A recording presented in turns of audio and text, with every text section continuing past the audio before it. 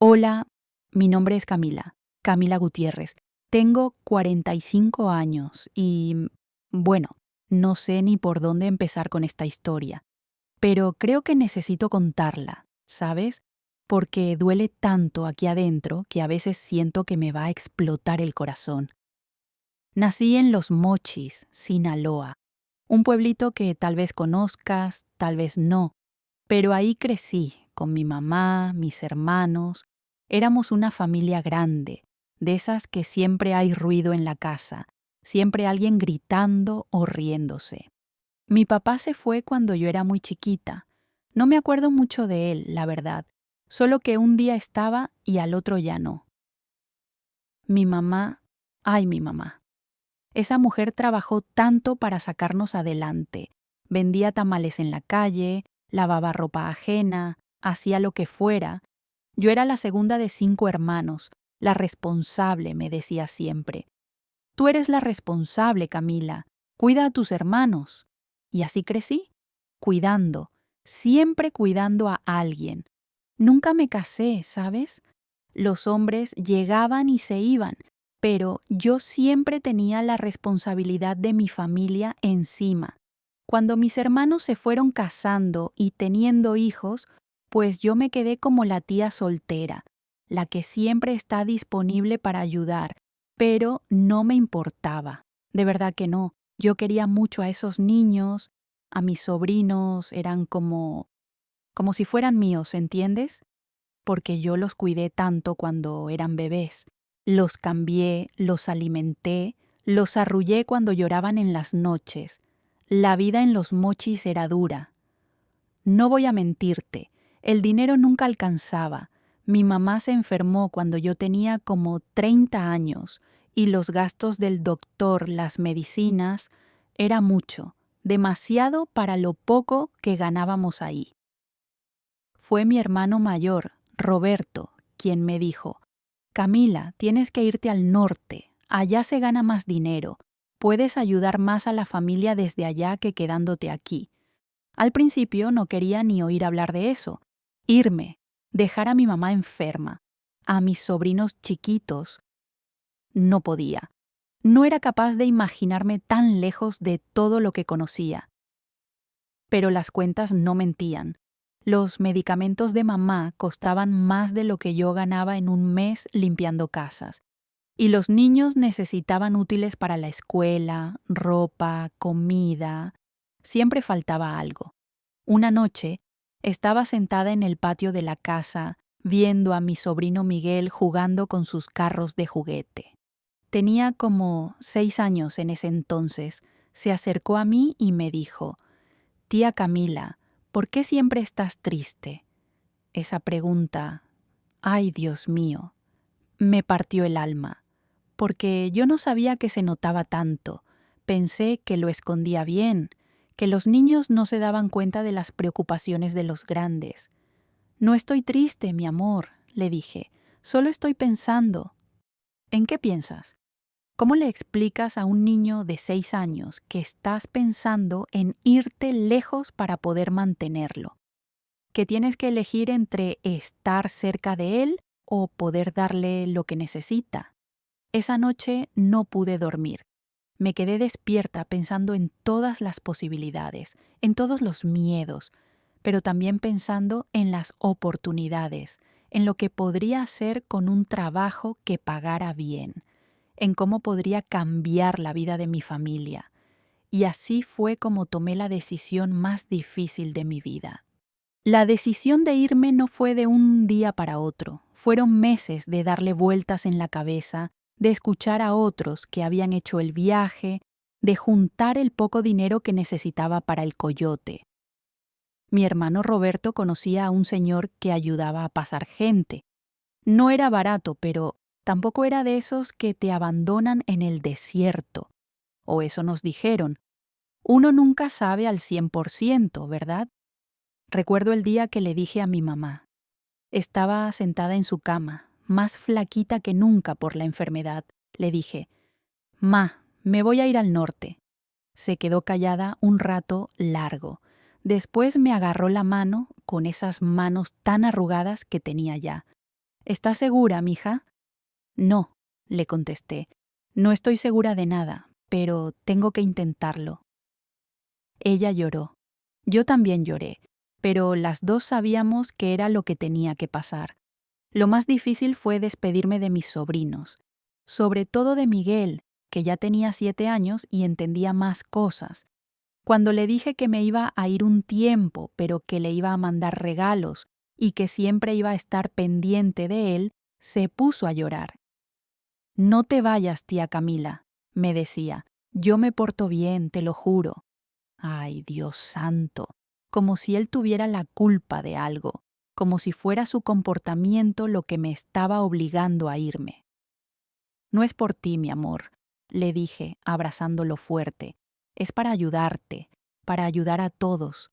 Voy a trabajar muy duro y les voy a mandar dinero para que puedan tener cosas bonitas. El viaje. Prefiero no hablar mucho de eso. Fueron 3 días que se sintieron como 3 años. El calor del desierto, el miedo de que nos agarrara la migra, los otros que venían conmigo, algunos llorando, otros rezando. Yo me la pasé pensando en mis sobrinos para no volverme loca del miedo. Cuando llegué a California, llegué con una muda de ropa, $50, y una libreta donde tenía anotados los teléfonos de mi familia. Nada más. Todo lo demás lo había dejado en México. El coyote me dejó en una gasolinera en Salinas. Me dijo, aquí hay trabajo en el campo. Pregunta por el señor García, él contrata gente. Y ahí me quedé. Parada en una gasolinera, sin hablar inglés, sin conocer a nadie, con una dirección escrita en un papelito. Pero tenía algo que me daba fuerza, la misión. Yo había venido por algo, no era para mí, era para ellos, para mi mamá, para mis sobrinos, para mi familia que se había quedado allá esperando que yo les cambiara la vida. Esa primera noche dormí en un hotel baratísimo que olía a desinfectante y cigarro. Me acosté en esa cama dura y extraña, y por primera vez en mi vida me sentí completamente sola. Pero también me sentí, no sé cómo explicarlo, como si estuviera empezando algo importante, como si finalmente estuviera haciendo lo que tenía que hacer.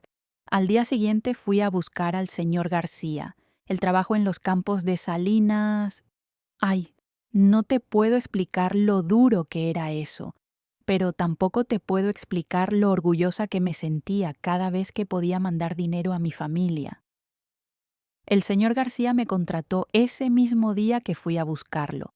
Era un hombre mayor, con las manos todas curtidas por el sol y el trabajo. Me miró de arriba abajo y me dijo, ¿aguantas el trabajo pesado? Sí, señor, le dije, aguanto lo que sea. Y no mentía. Estaba dispuesta a aguantar lo que fuera. Me levantaba todos los días a las 4 de la mañana. 4 de la mañana, ¿te imaginas? Todavía estaba oscuro cuando salía de la casita donde rentaba un cuarto con otras 3 muchachas que también trabajaban en el campo. Nos íbamos en un camión viejo que el señor García mandaba a recogernos. Éramos como 20 personas ahí apretadas, la mayoría hombres, algunos más jóvenes que yo, otros más grandes. Todos con la misma cara de cansancio y la misma determinación. El trabajo era en los campos de lechuga y fresas, horas y horas bajo el sol, agachada, cortando, levantando cajas pesadas. Las manos se me ponían todas cortadas y agrietadas. La espalda me dolía tanto que algunas noches no podía ni voltearme en la cama. Pero cada viernes, cuando me pagaban, yo sentía una felicidad, una satisfacción que no puedo describir. Contaba los billetes una y otra vez, separaba lo que necesitaba para comer, para pagar la renta del cuarto, para los gastos mínimos, y todo lo demás era para mi familia. La primera vez que pude mandar dinero fue como un mes después de llegar. Habían sido las semanas más largas de mi vida, porque yo no sabía si iba a poder, si iba a aguantar, si realmente iba a lograr lo que había venido a hacer. Fui al lugar donde mandaban las remesas, una oficinita chiquita donde siempre había cola de mexicanos mandando dinero para sus casas. El señor que atendía allá me conocía de vista porque yo iba cada semana a preguntar cuánto costaba mandar diferentes cantidades. Hoy sí vengo a mandar, le dije. Eran $200. Para ti tal vez no suena como mucho, pero para mí en ese momento eran como un tesoro. Y para mi familia en Los Mochis era un milagro. Llamé a mi hermano Roberto esa misma tarde desde un teléfono público. Le dije que ya había mandado el dinero, que llegaba en 2 días. ¿$200? Me gritó por el teléfono. Camila, ¿estás segura? ¿No te equivocaste? Me reí. Era la primera vez que me reía en un mes. No me equivoqué, hermano. Es para los medicamentos de mamá. Después hablé con mi mamá. Su voz sonaba tan débil por el teléfono, pero cuando le dije lo del dinero, como que se le iluminó. Mija, no te imaginas lo que esto significa para nosotros. Mamá, esto no es nada. Esto apenas es el principio. Y tenía razón. Cada semana yo mandaba dinero. A veces más, a veces menos, dependiendo de cuántas horas había trabajado. Pero siempre mandaba algo. Los domingos era mi día favorito. Era el único día que no trabajaba y me lo pasaba en el teléfono hablando con mi familia. Primero con mi mamá, después con Roberto, después con mis otros hermanos, pero lo que más esperaba era hablar con mis sobrinos. Miguel, que ya iba creciendo, siempre me contaba de la escuela. Tía Camila, saqué 10 en matemáticas y ya tengo tenis nuevos, los que tú me mandaste. Esas llamadas me daban vida para toda la semana. Escuchar sus vocecitas, saber que estaban bien, que tenían lo que necesitaban, eso hacía que todo el dolor de la espalda, todo el cansancio, todo valiera la pena. En las noches, cuando ya estaba acostada en mi cama, siempre pensaba en ellos.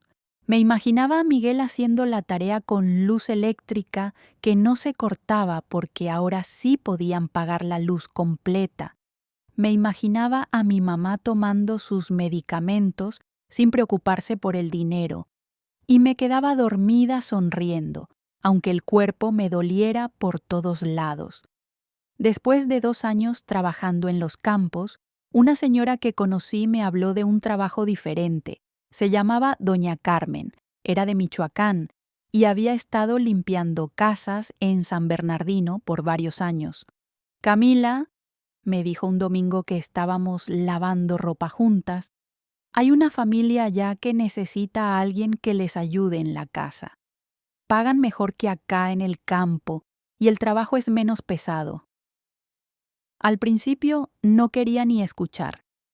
Yo ya me había acostumbrado a Salinas, a la rutina del campo, a las muchachas con las que compartía el cuarto, cambiarme a otro lugar, empezar de nuevo. Me daba miedo. Pero doña Carmen insistía.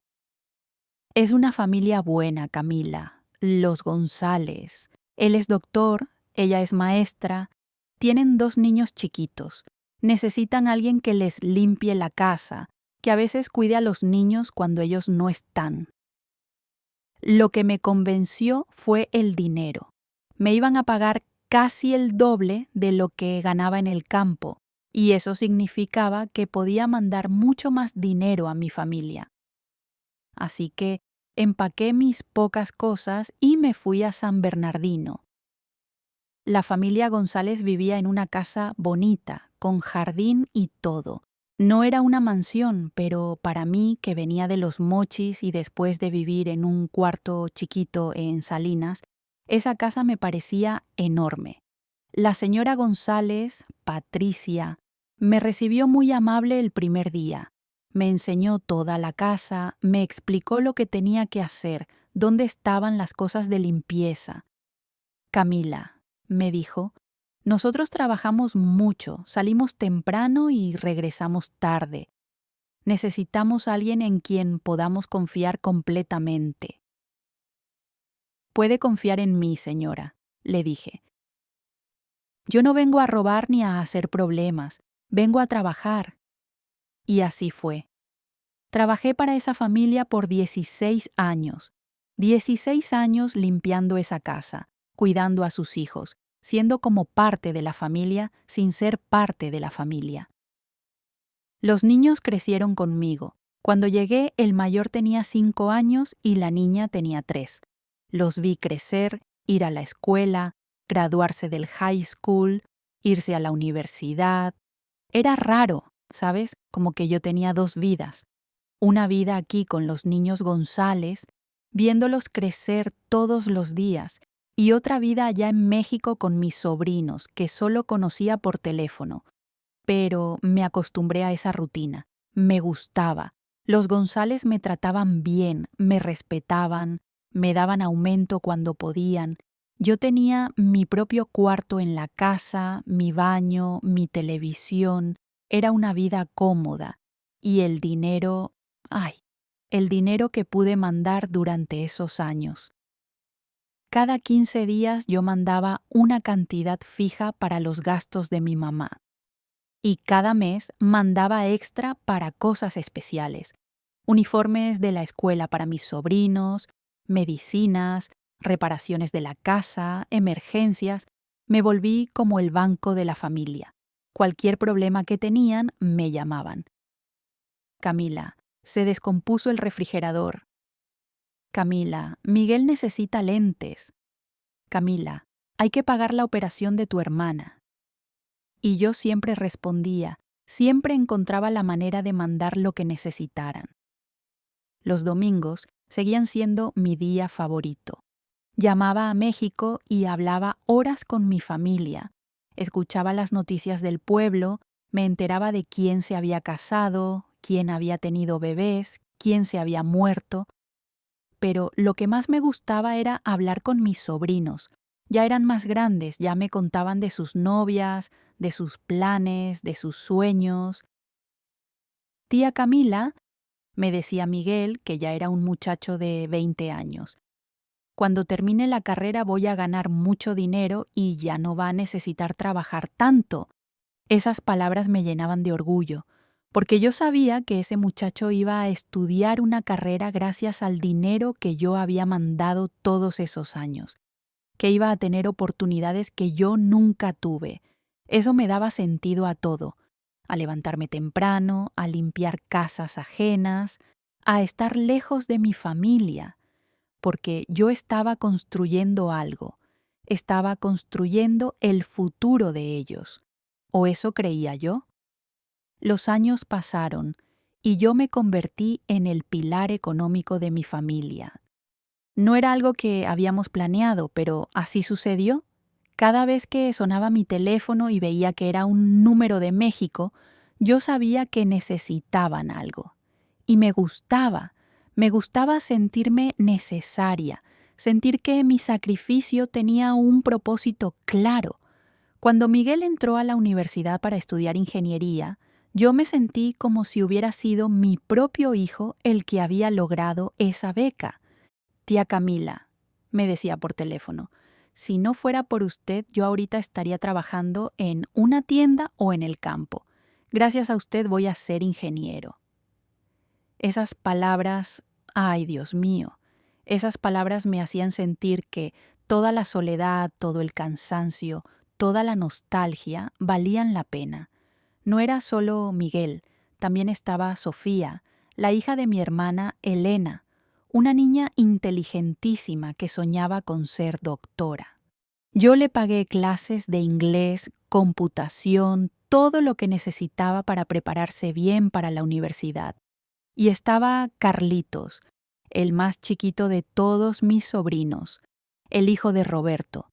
Ese niño tenía un talento especial para la música. Tocaba la guitarra como un ángel. Yo le compré su primera guitarra buena, le pagué clases, le mandé dinero para que pudiera ir a concursos de música. Cada logro de ellos era mi logro. Cada diploma, cada premio, Cada momento especial en sus vidas, yo lo vivía desde lejos, pero lo vivía intensamente. Los González ya sabían que los domingos yo necesitaba privacidad para hablar con mi familia. La señora Patricia siempre me decía: Camila, tómate todo el tiempo que necesites. Sabemos lo importante que es tu familia para ti. Y era verdad. Ellos lo entendían porque veían cómo yo vivía para esas llamadas. Cómo me arreglaba bonita los domingos, como si fuera a ver a mi familia aunque fuera solo por teléfono. Cómo compraba cartas telefónicas aunque fueran caras, porque necesitaba escuchar sus voces.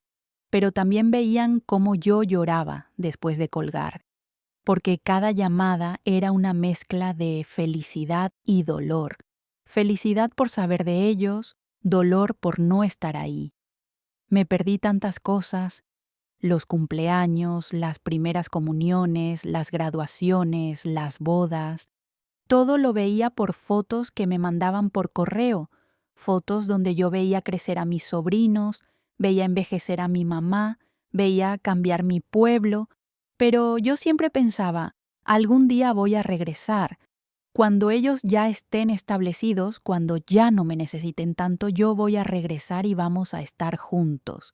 Ese algún día se convirtió en mi motor. Todo lo que hacía, lo hacía pensando en ese día cuando iba a regresar a Los Mochis con dinero ahorrado, cuando iba a poder abrazar a mis sobrinos ya profesionistas, cuando iba a poder cuidar a mi mamá en sus últimos años. Los domingos, después de hablar con ellos, yo me quedaba en mi cuarto haciendo cuentas. Calculaba cuánto había mandado ese mes, cuánto llevaba ahorrado para mí, cuánto me faltaba para poder regresar sin preocupaciones económicas. También escribía cartas, cartas largas donde les contaba de mi vida aquí, del trabajo, de los González, de San Bernardino. Les mandaba fotos mías para que vieran que estaba bien, que estaba sana, que no habían sido en vano todos esos años de separación. Y ellos me escribían también cartas llenas de cariño, de agradecimiento, de planes para el futuro. Tía Camila, me escribía Sofía cuando estaba en la preparatoria, cuando sea doctora, la primera casa bonita que voy a comprar va a ser para usted. Va a tener su propio cuarto, su jardín, y nunca más va a tener que limpiar casas ajenas. Esas cartas las guardaba todas. Las tenía en una caja especial, organizadas por fechas. Las releía cuando me sentía triste o cuando dudaba si había tomado la decisión correcta al venirme tan lejos. Cada año que pasaba, yo sentía que la relación con mi familia se hacía más fuerte.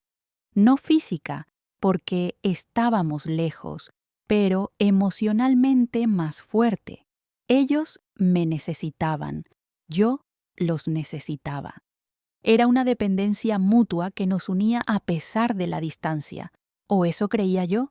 Los problemas empezaron de a poquito, tan poquito que al principio yo pensé que eran coincidencias, que estaba imaginando cosas que no eran. La primera señal fue que las llamadas se empezaron a hacer menos frecuentes. Antes, todos los domingos sin falta, yo hablaba con cada uno de mis hermanos y con mis sobrinos. Pero, de repente, empezaron a decirme que estaban ocupados, que tenían otros planes, que me llamaban en la semana. Camila, perdón, pero hoy tenemos una fiesta aquí en la casa, me decía Roberto. ¿Puedes llamar mañana? Tía Camila, estoy saliendo con unos amigos, me decía Miguel. ¿Hablamos otro día? Al principio yo entendía. Claro, tenían derecho a tener su vida, sus actividades. Yo no podía pretender que todos los domingos estuvieran disponibles solo para hablar conmigo. Pero después empecé a notar que cuando sí hablábamos, las conversaciones eran más cortas. Antes me contaban todo: los detalles de la escuela, los problemas con los novios, los chismes del pueblo. Ahora era como más superficial. ¿Cómo estás, Miguel? Bien, tía, bien. Todo normal por acá. ¿Y la escuela? ¿Cómo vas con la carrera? Bien también. Todo bien. Y ya. No había esas conversaciones largas donde me contaban todo lo que estaba pasando en sus vidas. También empecé a notar que cuando yo les hablaba de mis cosas, de mi trabajo, de lo que pasaba aquí en San Bernardino, como que no ponían mucha atención. Antes me hacían preguntas, querían saber detalles. Ahora solo decían, ah, qué bueno, tía, o sí, está bien. Pero lo que más me extrañó fue cuando empecé a enterarme de cosas importantes por otros lados, como cuando mi prima Leticia me contó que Sofía ya tenía novio y que era una relación seria. ¿Sofía tiene novio? Le pregunté por teléfono. No me había dicho nada. Ay, Camila, pensé que ya sabías. Ya tienen como 6 meses juntos. 6 meses y yo sin saberlo. Antes, Sofía me contaba hasta cuándo un muchacho la volteaba a ver en la escuela. Esa noche no pude dormir. Me quedé pensando si había hecho algo malo, si había dicho algo que los hubiera molestado. Repasé todas nuestras conversaciones recientes, buscando pistas de por qué se estaban alejando de mí, pero no encontraba nada. Yo seguía siendo la misma. Seguía mandando dinero puntualmente, seguía preguntando por ellos, seguía preocupándome por sus necesidades. Tal vez era normal, pensaba yo. Tal vez era parte de crecer. Los muchachos ya eran más grandes, tenían sus propias vidas, sus propias preocupaciones.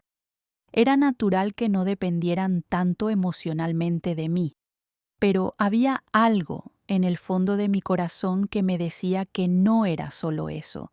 Había algo diferente en el tono de sus voces, en la manera como me hablaban, como más distante, como si yo fuera alguien importante, pero no alguien cercano.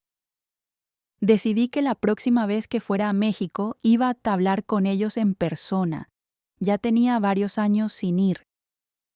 Al principio era porque no tenía papeles para regresar fácilmente, pero después ya había arreglado mi situación migratoria, solo que nunca encontraba el momento adecuado para tomarme vacaciones. Este año sí voy, me decía a mí misma. Este año voy a pasar Navidad allá y vamos a aclarar todo. Pero antes de que pudiera hacer esos planes, algo pasó que cambió todo completamente. Todo se vino abajo un jueves por la tarde. Era un día normal. Yo estaba limpiando la sala de los González cuando sonó mi teléfono. Vi que era mi prima Leticia y contesté. Camila, me dijo con una voz rara, como nerviosa, necesito hablar contigo. ¿Qué pasó, Leticia? ¿Está bien mi mamá? Tu mamá está bien, pero... Ay, Camila, no sé cómo decirte esto. Se me heló la sangre. Cuando alguien empieza así una conversación, sabes que vienen malas noticias. Dime, ¿qué pasó?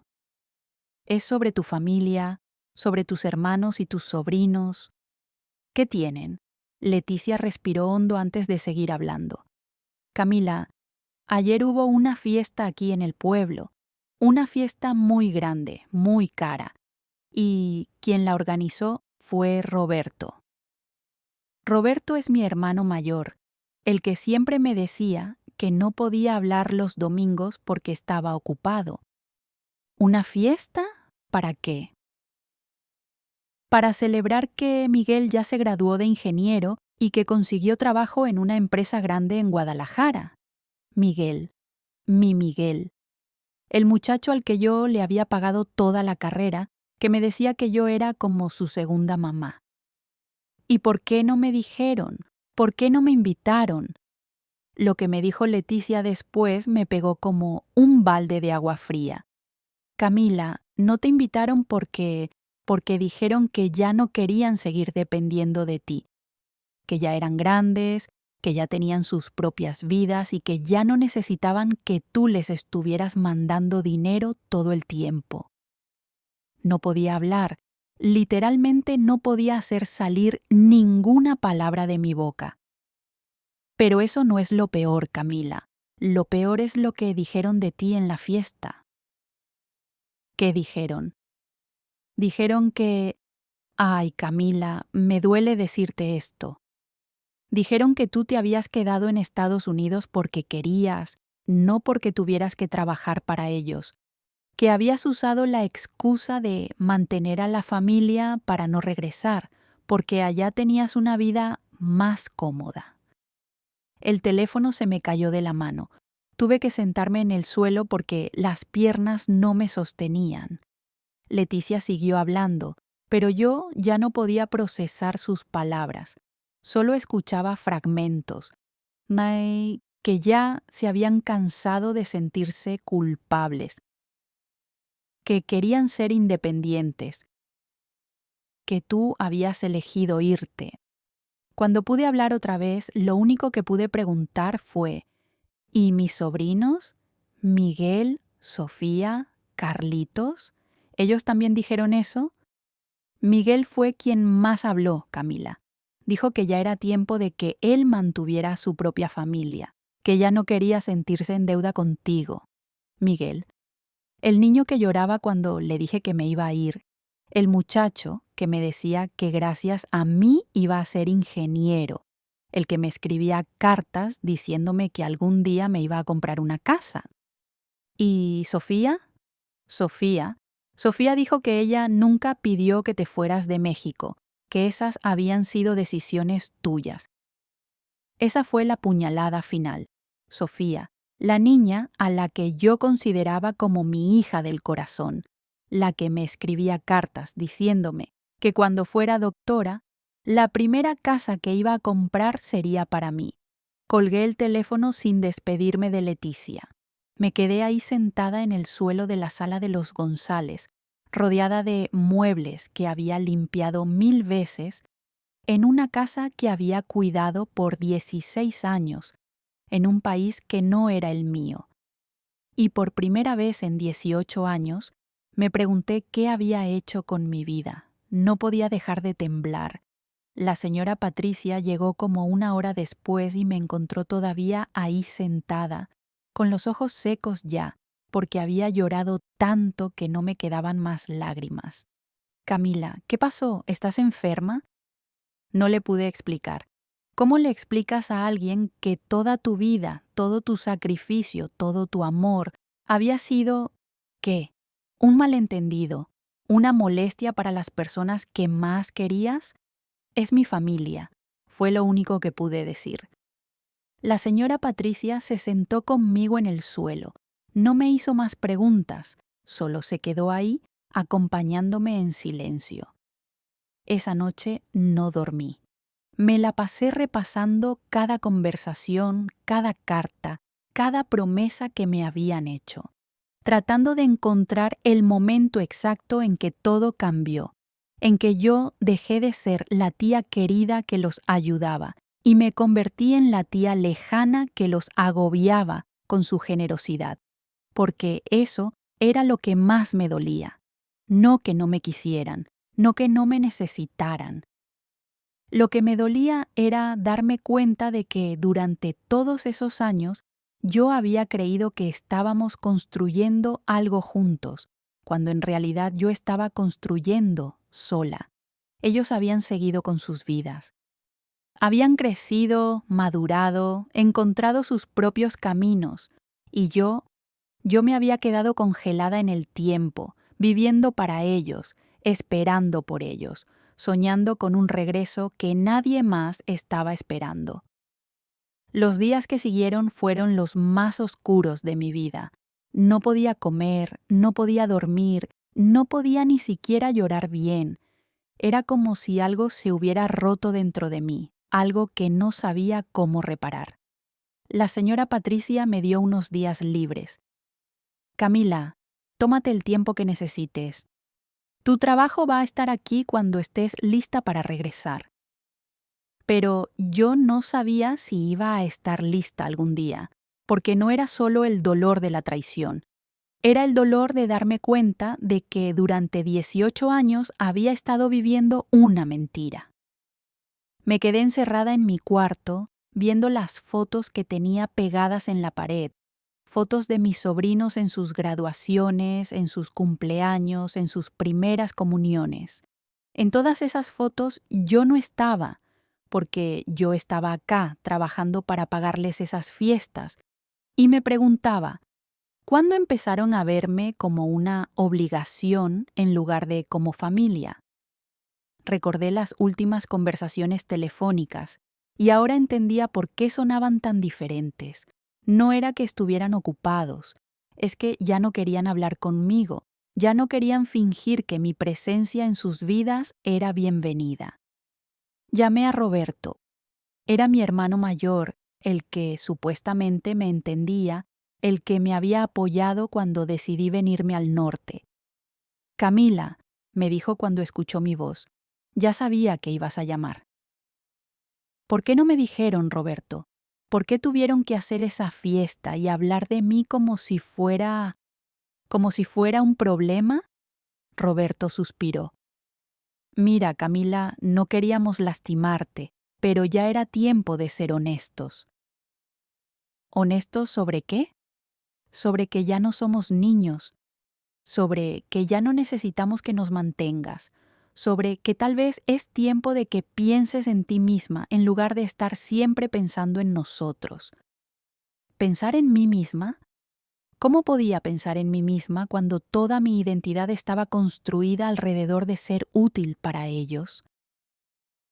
¿Y por qué no me lo dijeron directamente? ¿Por qué tuvieron que hacerlo de esta manera tan cruel?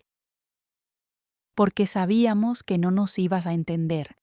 Porque cada vez que tratábamos de hablar de que ya no mandaras dinero, tú te ponías triste y nosotros nos sentíamos culpables. Culpables. Esa palabra me pegó como una bofetada. Entonces, ¿todo este tiempo se sintieron culpables por recibir mi ayuda? No culpables por recibirla, Camila. Culpables por no poder darte lo que tú esperabas de nosotros. ¿Y qué esperaba yo? Que fuéramos eternamente agradecidos, que te pusiéramos en un pedestal, que viviéramos nuestras vidas pensando siempre en lo mucho que habías sacrificado por nosotros. Esas palabras me dolieron más que cualquier insulto, porque en el fondo sabía que tenía razón. Yo había esperado gratitud eterna, había esperado ser la protagonista de sus vidas, aunque fuera desde la distancia. Había esperado que cada logro de ellos tuviera mi nombre, que cada felicidad incluyera mi sacrificio. Pero ellos querían ser los protagonistas de sus propias historias, y yo, sin darme cuenta, me había convertido en un personaje incómodo que les recordaba constantemente lo que le debían a alguien más. ¿Y Miguel? Pregunté. ¿Miguel también piensa igual? Miguel fue quien más insistió en que teníamos que ser honestos contigo.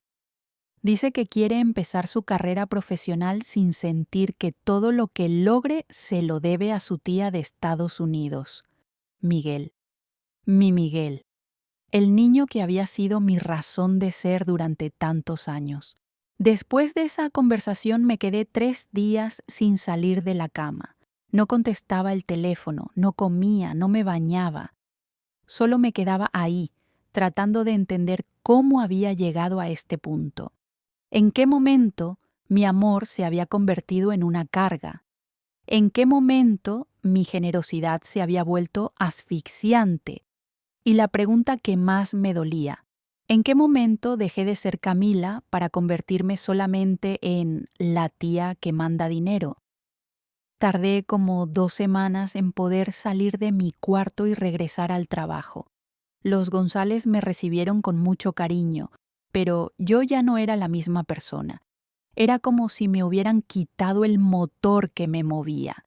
Durante 18 años, yo me había levantado cada mañana pensando en mi familia, trabajando para mi familia, ahorrando para mi familia. Ahora me levantaba y no sabía para qué. Lo primero que hice fue dejar de mandar dinero, completamente. Por primera vez en 18 años no mandé la remesa mensual. Ni siquiera les avisé que no la iba a mandar. Simplemente no la mandé. Era extraño tener ese dinero en mi cuenta de banco, dinero que era mío, para mí. No sabía qué hacer con él. Durante tantos años había vivido con lo mínimo, mandando todo lo demás a México. Ahora tenía dinero disponible y no tenía idea de cómo gastarlo en mí misma. Los domingos eran los peores días. Esos habían sido mis días de conexión con México durante casi 2 décadas. Ahora me quedaba en mi cuarto, sin saber qué hacer con tanto tiempo libre. Al principio esperaba que me llamaran, que se dieran cuenta de que no había llegado el dinero y me preguntaran qué había pasado. Pero pasaron 2, 3, 4 semanas y nadie llamó. Eso me confirmó lo que ya sospechaba. Realmente ya no me necesitaban. El dinero había sido lo único que me conectaba con ellos. Sin el dinero, yo simplemente no existía en sus vidas. Empecé a hacer cosas que nunca había hecho, cosas para mí. Me compré ropa nueva, ropa que me gustaba a mí, no solo lo más barato que encontrara. Fui al cine sola, me inscribí en una clase de inglés, aunque ya hablaba lo suficiente para mi trabajo. Pero sobre todo, empecé a pensar en qué quería hacer con el resto de mi vida. Tenía 45 años. No era vieja, pero tampoco era joven. Había pasado la mitad de mi vida adulta viviendo para otros, y ahora me tocaba aprender a vivir para mí. La señora Patricia se dio cuenta de los cambios. Un día me preguntó si quería hablar sobre lo que había pasado con mi familia. No sé si quiera hablar sobre ellos, le dije, pero sí quiero hablar sobre mí. Y por primera vez en mi vida hablé sobre mí. No sobre mis sobrinos, no sobre mi familia, no sobre mis responsabilidades, sobre mí, sobre lo que me gustaba, sobre lo que quería, sobre lo que había dejado de lado durante todos esos años. ¿Sabes qué, Camila?, me dijo la señora Patricia. En todos estos años que has trabajado con nosotros, nunca te había escuchado hablar de ti misma. Siempre hablabas de tu familia, de tus sobrinos, de lo que necesitaban ellos, pero nunca de lo que necesitabas tú. Tenía razón. Yo había desaparecido de mi propia vida. Me había convertido en un satélite que giraba alrededor de otros, pero que no tenía luz propia. Decidí que era tiempo de encontrar esa luz. Empecé a ahorrar dinero, pero no para mandarlo a México, sino para mis propios planes. Por primera vez en mi vida, empecé a pensar en qué quería hacer cuando fuera mayor, dónde quería vivir, cómo quería pasar mis últimos años. También empecé a hacer amigos míos, no conocidos de mi familia. Conocí a otras mujeres que trabajaban como empleadas domésticas, mujeres que tenían historias parecidas a la mía. Nos juntábamos los domingos para desayunar, para hablar, para acompañarnos. Una de ellas, se llamaba Rosa, me dijo algo que nunca se me va a olvidar. Camila, tú no eres responsable de la felicidad de tu familia. Tu única responsabilidad es tu propia felicidad. Era un concepto revolucionario para mí. Durante toda mi vida había creído que mi felicidad dependía de la felicidad de otros. Nunca se me había ocurrido que podía ser feliz independientemente de lo que pasara con mi familia.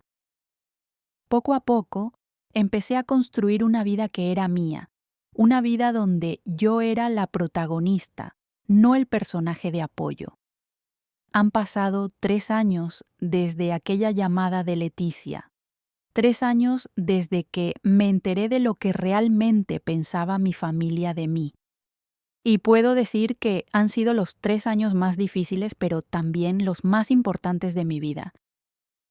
Al principio pensé que iba a estar enojada para siempre, que nunca iba a poder perdonarlos, pero el enojo es muy pesado de cargar, ¿sabes? Y yo ya había cargado suficientes cosas pesadas en mi vida.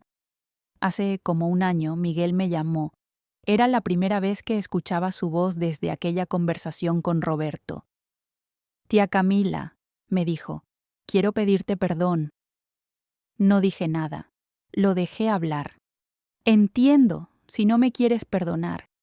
Entiendo si estás molesta conmigo, pero necesito que sepas que me arrepiento de cómo manejamos las cosas. No fue justo contigo. ¿Y por qué me llamas hasta ahora, Miguel? Le pregunté. Porque hasta ahora entiendo lo que hiciste por nosotros. Ahora que trabajo, ahora que tengo que mantenerme solo, me doy cuenta de lo difícil que debe haber sido para ti estar lejos de tu familia, trabajando tan duro para mandarnos dinero. Era extraño. Después de tanto tiempo esperando una disculpa, cuando finalmente llegó, ya no sentía la satisfacción que había imaginado. Miguel, le dije, yo también tengo que pedirte perdón a ti. ¿Usted? ¿Por qué? Porque nunca te pregunté si querías que yo me sacrificara por ti. Nunca te pregunté si te sentías cómodo con la responsabilidad de ser mi propósito de vida.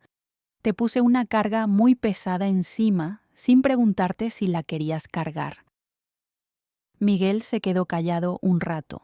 Después me dijo, tía, yo sí quería que nos ayudara. Lo que no quería era sentir que tenía que pasar el resto de mi vida pagándole esa deuda. Y ahí entendí todo. Finalmente entendí todo. El problema no había sido que yo los amara. El problema no había sido que yo los ayudara. El problema había sido que yo había puesto condiciones a mi amor. Había esperado gratitud eterna, reconocimiento constante, un lugar permanente en el centro de sus vidas. Pero el amor verdadero no pone condiciones. El amor verdadero da porque quiere dar, no porque espera recibir algo a cambio. Yo no había amado limpiamente, había amado con expectativas. Hoy en día mantengo contacto con mi familia, pero es diferente. Los llamo cuando quiero saber de ellos, no porque sea mi obligación. Ellos me llaman cuando quieren contarme algo, no porque se sientan presionados.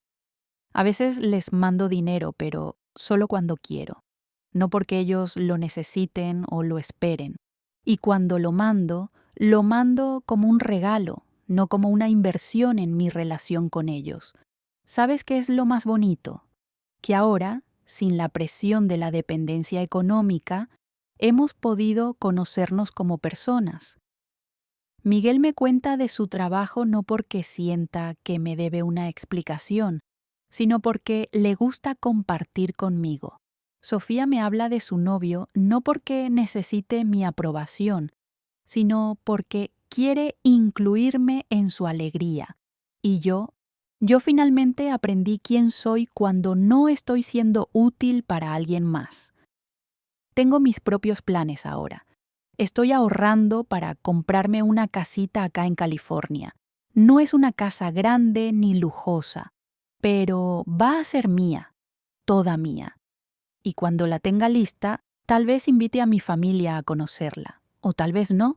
Depende de lo que yo quiera hacer, porque esa es la lección más importante que aprendí, que está bien querer cosas para mí.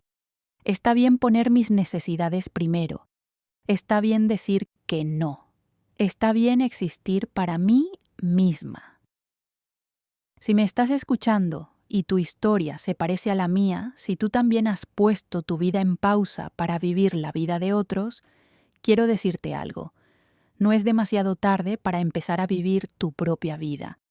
No es egoísmo cuidarte a ti mismo. No es crueldad poner límites. No es traición querer tu propia felicidad.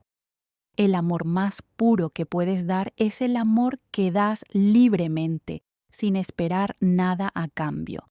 Pero, para poder dar ese amor, primero tienes que aprender a dártelo a ti mismo. Yo tardé 45 años en aprender eso. Espero que tú no tardes tanto. Mi nombre es Camila Gutiérrez. Tengo 48 años. Y por primera vez en mi vida puedo decir que soy feliz siendo yo misma. Gracias por escucharme.